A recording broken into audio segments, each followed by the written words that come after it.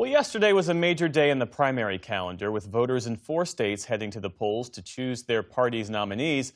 The most closely watched race was in Maine, where Democratic Senate candidate Graham Platner has faced intense scrutiny and a series of damaging headlines in recent weeks. Meantime, voters in South Carolina, Nevada, and North Dakota weighed in on key races for governor, Congress, and other statewide offices, with results continuing to come in.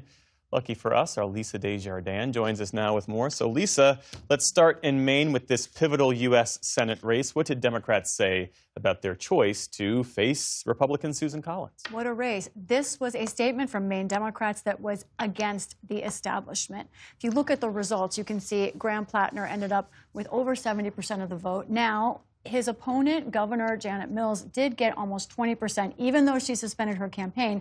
But look at the amount of votes there. The turnout there is much higher than 2020. That was a COVID year, but it was also a presidential year. So essentially, one of the conclusions here is that Platner did drive progressive turnout.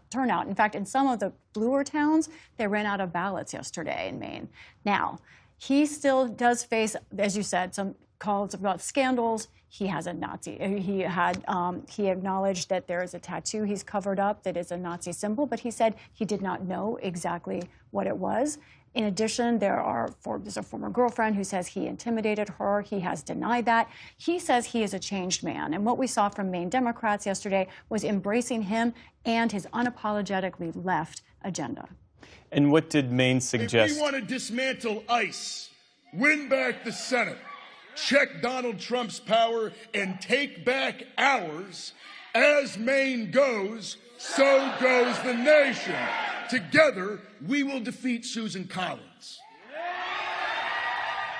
As for Collins, she's undaunted. Her campaign said, quote, "Mainers aren't looking for bitter campaigns, grand promises, or angry speeches riddled with lies. They're looking for results." This race, as you know, could determine the fate of the U.S. Senate. Well, I was going to ask you that. What did the results in Maine suggest about other political battles, including for the House? There's a big race regarding the House. I want to show you where it is.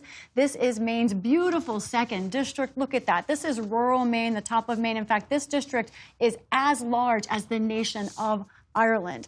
Here is where we have Jared Golden, conservative, moderate Democrat right now, but he's retiring. So this is a fight for Democrats. Let's look at what happened in their primary yesterday. That top name, State Senator Joe Baldacci, he's the more moderate of the candidates here who Washington Democrats want. Beneath him, you see 2 other more liberal or progressives. This is going to a runoff. In Maine, that is done by ranked choice, so we don't know exactly where that's going to end up. Also, ranked choice will determine the candidates for Maine's governor. So let's shift our focus south to a red state, South Carolina. What's the deal there? All right, some big headlines. Let's look first at the governor's race there, and let's look at who now will be moving on in the Republican race. The lieutenant governor there on the left and the attorney general there on the right were the top 2 vote getters. Also important, who didn't move on, 2 members of Congress, Nancy Mace, who placed 5th in that race, and Ralph Norman, who placed 3rd in that race.